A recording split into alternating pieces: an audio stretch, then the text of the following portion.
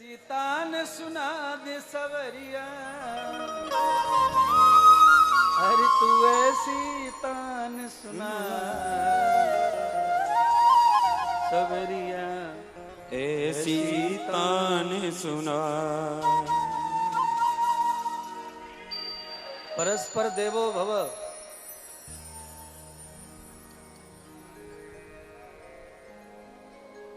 जैसे चाहो वैसे न जाओ, पर तान अच्छी बजाओ। हक भगवान पर भक्त का हो जाता है, पर भक्त कैसा हो? भगवान के इशारे को समझने वाला हो। ये तो प्रेम की बात है, ऊधो बंदगी तेरे बस की। आज गुरु भक्त हैं सुतीक्षण महाराज। गुरुदेव ने दक्षिणा मांगी कि मुझे राम ला के दो, तब समझूंगा तुम मेरे शिष्य हो।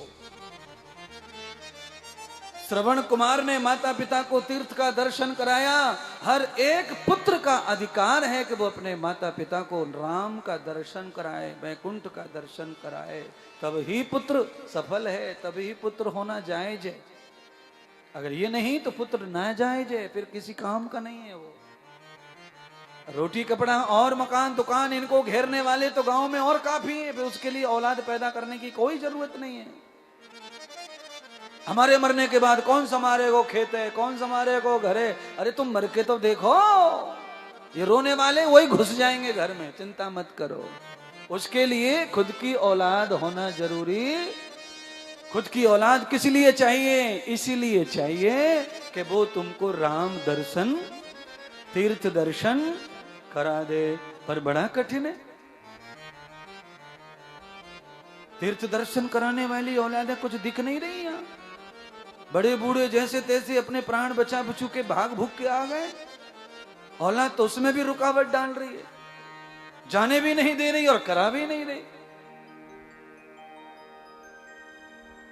इसीलिए अपने माता पिता को, अपने गुरुजनों को परम तीर्थों का दर्शन कराएं। वो शिष्य अच्छे, वो बालक अच्छे, वो औलाद अच्छे।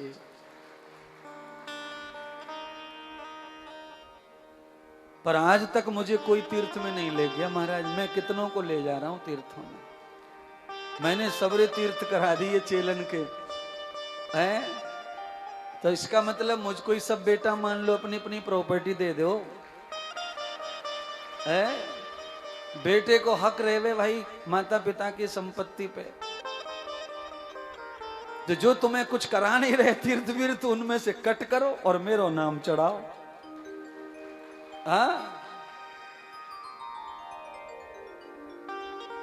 ऐसा कर दो तो फिर क्या कहना, मैं तो तुमको हर महीने नया तीर्थ, हर महीने नया तीर्थ, हर महीने नया तीर्थ। तालियों से तीर्थ ना मिलेगा। तीर्थ तो तभी मिलेगा जब प्रॉपर्टी होगी अपनी।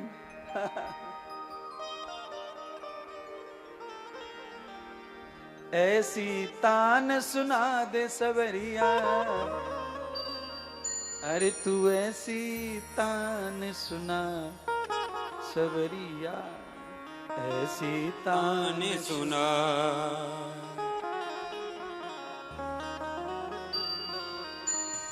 मैं नाचू तू गा समरिया, ऐसी तान सुना। भगवान के शब्द के बगैर पैर ना उठता। सदगुरु सूत जी कहते सौनक आदि ऋषियों को, आज भीम ने ब्रह्मा जी को प्रसन्न कर लिया अत भक्ति से, अत साधना से।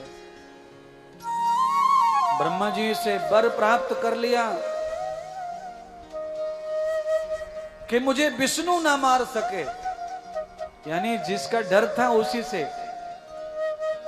पर यावते नस्त विष्णु प्रिया लोकस्य मृत्युन तद वेद मूल, यावत क्षणम न संकरम द्वेहताम कालस्य मूलम संकरोत बधित। भगवान विष्णु के हाथ में काल है नहीं, वो पालन करता है। काल जिनके हाथ में है वो शंकर हैं, और इस राक्षस की बुद्धि पे पत्थर पड़ गए। ब्रह्मा जी खुश हो गए और इसने क्या मांग लिया कि मुझे विष्णु ना मार पाए, बाकी तो मैं सबको देख लूंगा। आदमी जब मतलबी हो जाता है, आदमी जब किसी को ईर्षा खोपड़ी में रख करके भक्ति करता है, तो वो कितना भी बड़ा वरदान प्राप्त कर ले, पर वो वरदान उसका बड़ा नहीं रहता, वो छोटा हो जाता है। भीमा ने वर प्राप्त कर लिया कि मैं विष्णु से ना मर सकूं।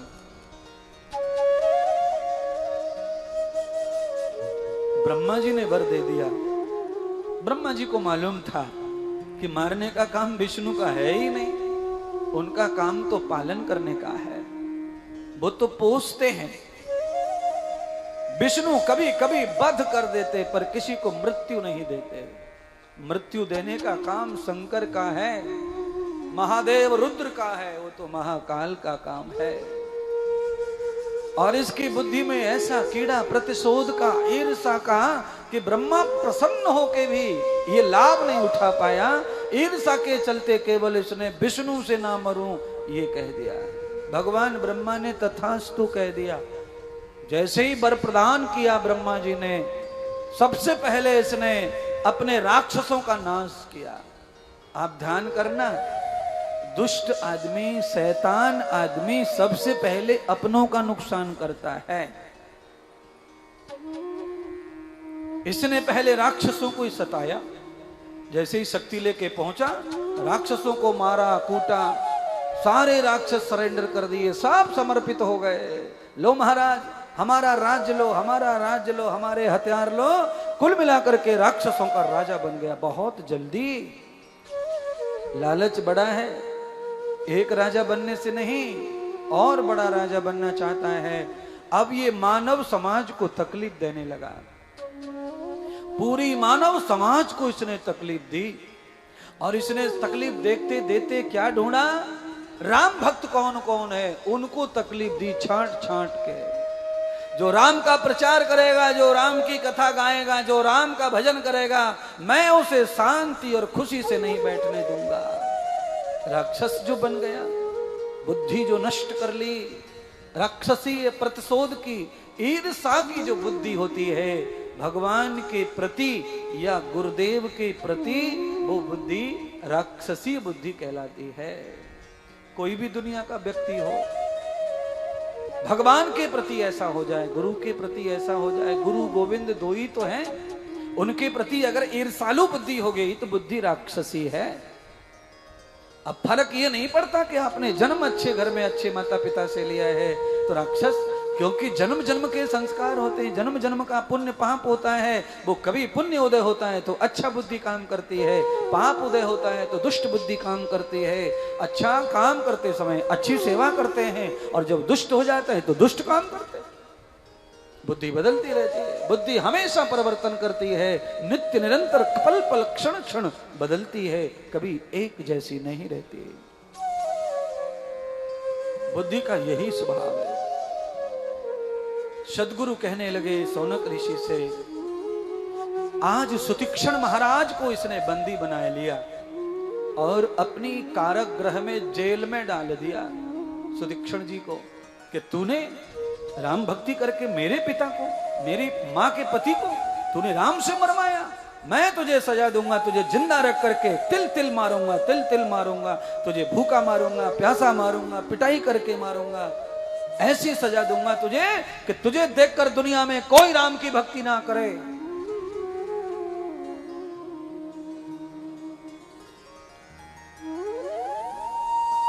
देवलोक में आक्रमण कर दिया इसने, इंद्र आदि को भी हरा दिया, इंद्र का भी सिंहासन छिना लिया, भगवान ब्रह्मा जी का भी आसन ले लिया। आप समझ गए कथा क्या कह रही है? जिनसे वरदान पाया, जिनसे ज्ञान पाया, जिनसे थोड़ी बहुत पहचान पाया, उनको ही डसने पहुंच गया। ब्रह्मा जी की भक्ति करके, ब्रह्मा से वरदान करके ब्रह्मा की खटिया हिला दी। गद्दी छोड़ो, नहीं तो मैं बदनाम कर दूंगा, नहीं तो मैं ऐसा कर दूंगा, नहीं तो मैं मार डालूंगा। ब्रह्मा जी ने कहा, ले भाई ले, जो तू मांग रहा है ले, तेरा भरता भर ले। ब्रह्मा जी चले गए विष्णु के पास। भीमा का युद्ध विष्णु से हुआ, पर ब्रह्मा जी ने ही गलती कर दी। विष्णु तुझे नहीं मारेंगे, अब ब्रह्मा जी क्या करें? तो ब्रह्मा विष्णु दोनों शिव जी के पास गए, महादेव के पास। महादेव को जाकर कहा, परमात्मा हे शिव रक्षा करो।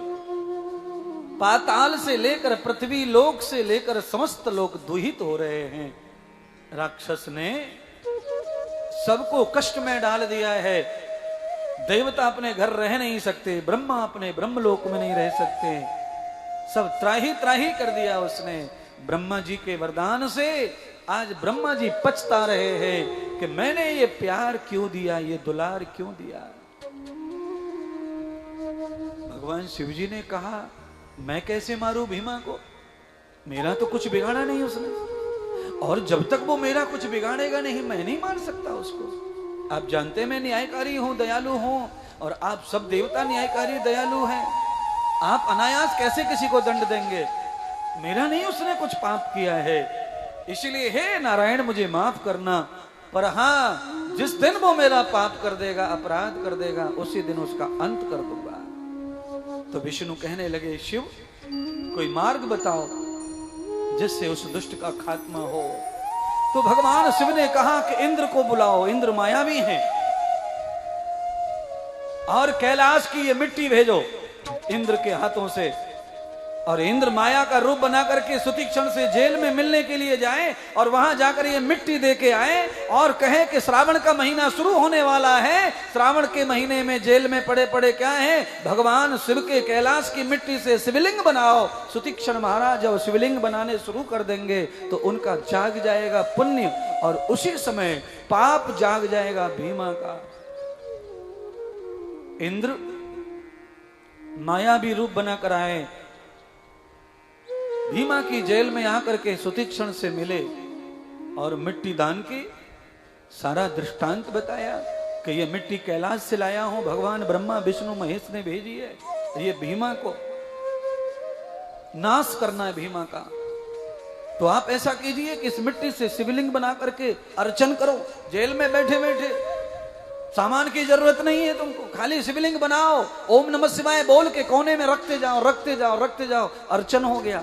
सामान ना हो, पदार्थ ना हो, वस्तु ना हो, जल ना हो, दुग्ध ना हो, तो मानसिक अर्चन भी किया जा सकता है। मंत्र बोल के मंत्र अर्चन, और मंत्र से ही अर्चन होता है, फूल से अर्चन होता है, फलों से अर्चन होता है, अनेक प्रकार के रसों से अर्चन हो सकता है, शब्द से हो सकता है, और कुछ भी न हो तो प्रेम से भी भगवान का अर्चन हो सकता है। आचार्य कह रहे थे ना अभी प्रारंभ में व्याख्यान में, आचार्य ने बताया था, अवधेशानंद जी कह रहे थे ना कि सामान के बगैर भी भोले को पूजा जा सकता है, अर्चन किया जा सकता है। कैसे करें अर्चन? है आपके शरीर में अमृत भी है, और वो अमृत रहता है आंखों के पीछे। अमृत कहाँ रहता है? आंखों के पीछे। जब आपकी आंखों में से आंसू प्रकट हो जाता है भगवान की आर्द्रता के लिए, वो अर्चन हो रहा है। भगवान कहाँ है? तो भगवान यहाँ सीने में शिव का स्थान बताते हैं, बॉडी में ये शिव, नाभि में विष्णु का स्थान है, रीढ़ की हड्डी में नारायण श्री गणेश का स्थान है, गले में सरस्वती का स्थान है, जीवा पर समुद्र का स्थान है, आंखों में सूर्य का स्थान है, कानों में आकाश का स्थान है, नासिका में पृथ्वी का स्थान है, चमड़ी में पृथ्वी का सुगंध का स्थान है। सब स्थान बटे देवताओं के।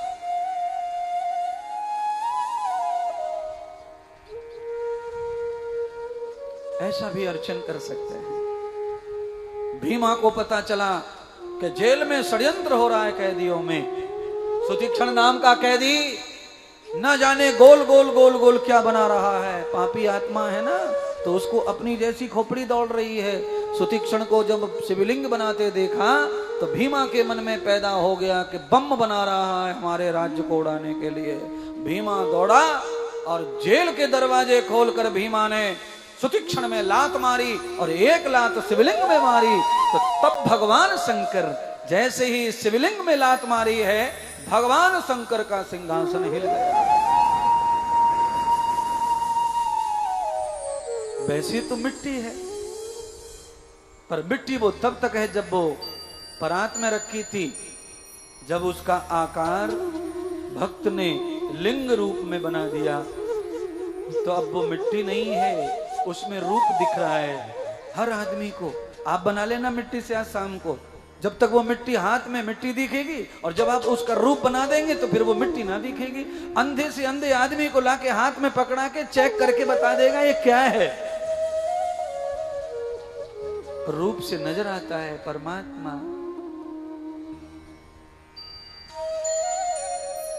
शिवलिंग बनते ही पहचान में आ जाता है शिवलिंग है। जैसे ही भीमा ने अर्चन में लात मारी शिवलिंग में, उन्हीं मिट्टी के लिंगों में भगवान शिव प्रकट हो गए। आद्रतम कृतम मूलम भस्मोन क्रिया। शिवलिंग से कैसे आदृत हो गए? कहते हैं वहां पत्थरों की वर्षा हुई। वो शिवलिंग जो तोड़े उसने पैरों से, उनमें से ऐसे पत्थर निकले, पत्थरों की वर्षा होने लगी राज्य पर। और आप बताओ, पत्थरों की वर्षा होने लग जाए तो रोज सुनते हो न्यूज में, पहाड़ खिसल गया, फलाना गांव गया, फलाना ये गया, वो गया है। अभी क्या हुआ महाराष्ट्र रायगढ़ जिले में? क्या हुआ? पहाड़ खिसल गया, पूरा गांव दब गया। पत्थरों की बारिश होने से क्या होगा आप समझ जाइए। पत्थरों की अनंत बारिश हो रही है। सारा का सारा भीमा का राज्य पत्थरों से तबाह हो गया, समाप्त हो गया। भगवान शंकर निकले, अग्नि के समान भीमा के ऊपर प्रहार किया, भीमा को भस्म करके रख दिया। सुदीक्षण महाराज को भगवान शंकर ने दर्शन दिया। भगवान सुतीक्षण महाराज को कह रहे हैं, सुतीक्षण मैं तुम्हारी भक्ति से ही आया हूं, वर मांग लो। कहा परमात्मा मुझे तो वर के रूप में केवल एक ही चीज चाहिए और वो है भक्ति, मुझे कुछ और नहीं चाहिए। मैं जो पहले से करते आ रहा हूं वही मैं करता रहूं। मुझे दूसरा कोई पदार्थ, वस्तु, द्रव्य, शौक, मौज, कोई सम्मान, प्रतिष्ठा मुझे कुछ नहीं चाहिए। मुझे केवल राम भक्ति चाहिए, राम भक्ति चाहिए, राम भक्ति चाहिए। बस ये समझ लो, सुदीक्षण ने राम की भक्ति मांगी, भगवान शिव ने वो तो दे ही दी, वो तो थी ही, पर तब भी भगवान शिव कह रहे हैं तुम्हें कुछ तो मांगना पड़ेगा। मैं आया हूं खाली हाथ नहीं जाऊंगा, तुम्हें कुछ दे के जाऊंगा। सुदीक्षण कहने लगे परमात्मा कुछ देना ही चाहते हो तो मेरी इच्छा पूरी कर दो। अब आप देना चाहते हो तो ये दे दीजिए कि आप ऐसे दुष्टों के लिए प्रकट हो गए हो तो आप इसी जगह पर स्थापित हो जाइए। न जाने कितनी दुनिया, कितने भगवान के भक्तों को कितने दुष्ट राक्षस त्रास दे रहे, दुख दे रहे, उनकी रक्षा कौन करेगा? आप ही परमात्मा स्थापित हो जाओ। भगवान शिव ने कहा सुदीक्षण मैं तुम्हारी कामना पूरी करता हूं, पर तुम्हें अपना नाम देना पड़ेगा मेरी स्थापना को। सुदीक्षण कहने लगे मैं तो नहीं, मेरा नाम नहीं, मेरा नाम किसी काम का नहीं है। नाम तो परमात्मा सिर्फ आपका ही है उद्धार करने वाला, मेरे नाम से किसी का उद्धार नहीं होगा। आपको नाम चाहिए तो आपने जिस पापी का कल्याण किया है उसका नाम डूब गया है, पर आप उसके लिए भी आए हो तो उसके नाम को भी जिंदा रखने के लिए आप उसी का नाम धारण कर लो। तब भगवान ने भीमा राक्षस का नाम धारण किया और अपना जो नाम केदार में पड़ा था वो नाम ला करके भीमा के साथ जोड़कर भीमा शंकर नाम से भगवान स्थापित हो गए महाराष्ट्र की पावन धरती पर, भीमा नदी के तट पर। भगवान ने सुतीक्षण महाराज को वरदान दिए और साथ में अपने लिंग के रूप में स्थापित होने का महत्व बताया। हे सुतीक्षण, जो भी भीमा नदी के तट पर मेरा दर्शन करेगा और भीमा शंकर में आकर के ज्योतिर्लिंग का दर्शन करके शिवलिंग बना करके यहां अर्चन करेगा नदी के तट पर, उसके जितने भी कोर्ट कचहरी के जितने झंझट होंगे उसके शीघ्र कट जाएंगे। वो कभी जेल आदि में अपना जीवन निरपराध नहीं भोगेगा। वैसे जेल में आधे से ज्यादा कैदी बिना अपराध के ही बंद हैं। अपराध सिद्ध कर दिया जाता है बिना अपराध के। बाद में खोजबीन होते होते जब साल निकल जाते हैं अपराधी दुखी होके परेशान हो जाते हैं। बिना अपराध के पिछले किसी जन्म का दंड भोगने के लिए कभी कभी सजा और जेल हो जाती है लोगों को, गलतियों के कारण। कुछ गलती पुलिस करती है, कुछ वकील, कुछ जज करते हैं, और उन गलतियों का कारण केवल हमारा भाग्य है। पिछले जन्मों का कोई पाप भोगना है तो उस तरह भोगना पड़ जाता है। कभी कभी बिना किए का भी दंड मिल जाता है, बिना किए का अपराध, बिना किए का बदनामी हो जाती है। कभी कभी पिछले जन्मों के पाप के कारण ऐसा हो जाता है। कभी कभी अनंत नाम, कभी कभी अनंत सुख, कभी कभी अनंत फायदा हो जाता है बिना कुछ किए।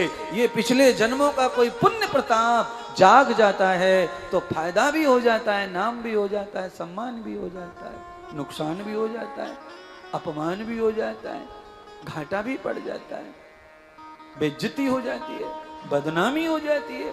किया कुछ नहीं और बदनाम हो गए। पिछले जन्मों की पूंजी कभी न कभी तो खोल के खानी पड़ती है। आप सबके साथ ऐसा होता है। आप चिल्लाते रह जाते, भाई हमने नहीं किया, नहीं किया, तो भी दे दे दे दंड मिलता रहता है।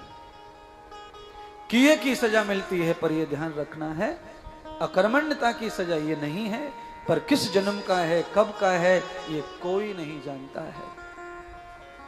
त्वया वेदम च दर्शनम पुण्यायोग शंकर। आज भगवान भोले शंकर, भोलेनाथ ने भीमा राक्षस का उद्धार करके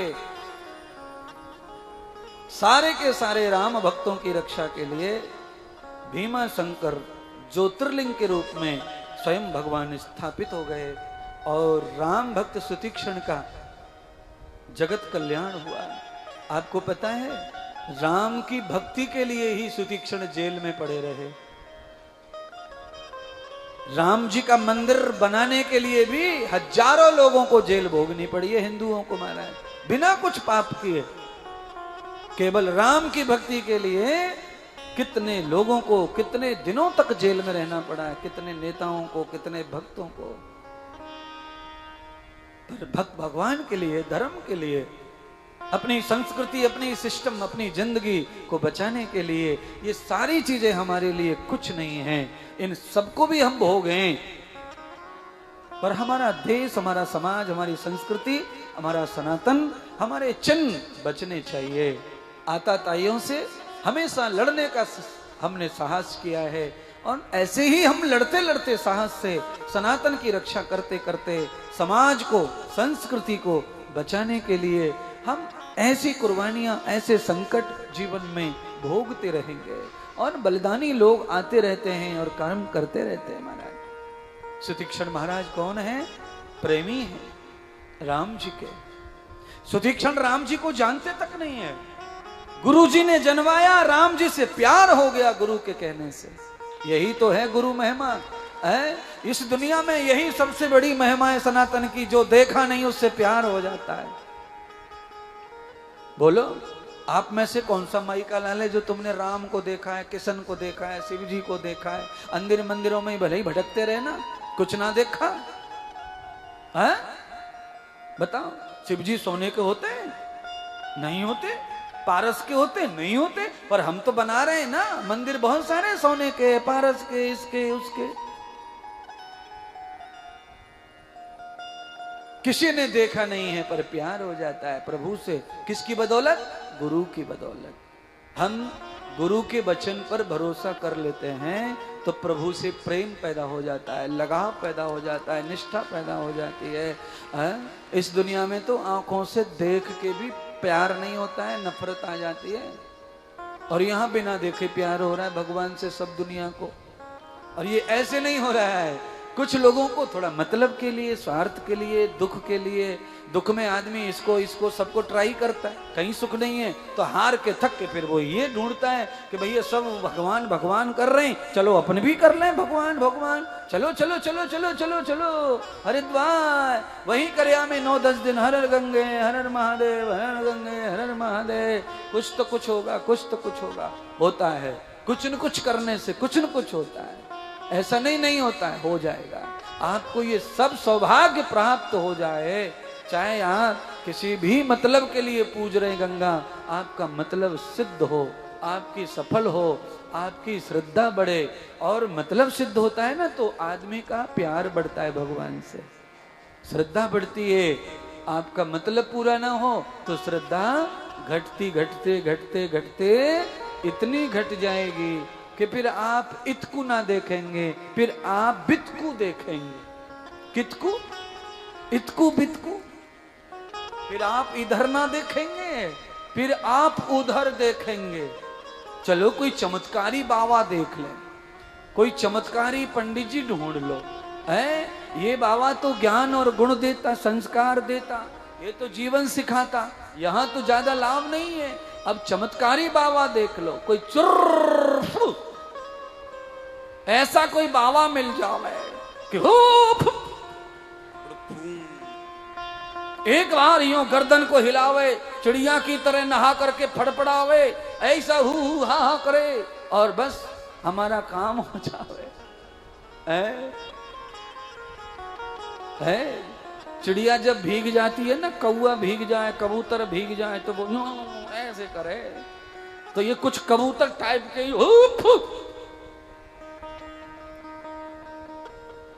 तो कल्पना कर लो, अंधविश्वास में, पाखंड में, माया में, मतलब में जब हम भीग जाते हैं तो फिर हम ऐसे ही टोटके करने लग जाते हैं। इन टोटकों से सनातन धर्म का कभी भी नाम ऊंचा होने वाला नहीं है। सनातन अजय है, टोटका से नहीं, सनातन संस्कृति से चलता है, सभ्यता से चलता है, अखंड ब्रह्म से चलता है, वेद दर्शन उपनिषद से सनातन चलता है। सनातन के लिए छूछा फूफाई की कोई जगह नहीं है। बोलो पीपल में क्या होता है हिंदू के हिसाब से, बताओ भगवान। पीपल में क्या होता है हिंदू के हिसाब से? भगवान। सब लोग मानते हैं कि कुछ ही मानते हैं? मैं तो मानता हूं। अच्छा मैं मानता हूं तो अब तो सभी हाथ खड़े कर ही देंगे अब तो, क्योंकि गुरुजी ने ले लियो जबर पोतो है। मैं तो पीपल में क्या मानता हूं? भगवान। अब मैं पंडित जी से पूछ रहा हूं, पीपल में अगर भगवान है तो फिर भगवान में भूत कहां से घुस गए? बताओ। ये हिंदू बावड़े हो गए कि नहीं हो गए? छोरी छोरी लाली दूध पी के मत जाइयो, वहां पीपर पे भूत बैठे हुए। बताओ बताओ, दूध पी के भूत लग जाए। हमारे हिंदुस्तान में तो आयुर्वेद कहता है कि दूध पी के कैल्शियम बढ़ता है, बॉडी बनती है, और कह रहे दूध पी के मत जाइए भूत चढ़ जाएगा, पीपर पे भूत रहेवे। और सबरे पंडित जी कह में भगवान रहेवे, पूजो पूजो, धागे बांधो, बंधन बांधो, भगवान को बंधन बांधो, बंधन बांधो भैया मोरे, राखी के बंधन को निभाना। आप कहेंगे भगवान को गीत गा दियो, भगवान थोड़ी भैया है, भगवान तो भैया ओरिजिनल है, इस श्लोक में लिखा हुआ है त्वमेव बंधु च सखा, त्वमेव लिखा हुआ है महाराज। तो पीपल को बंधन बांधते समय भगवान का रूप देखकर बांधते हो, तो बाद में पीपल को बदनाम मत करो, उस पे भूत मत बिठाओ। क्या नहीं बिठाओ? भूत। जिसके पेड़ की लकड़ियां यज्ञ में जलती हैं वो भूत वाला नहीं है, अवधूत है वो। कौन है वो?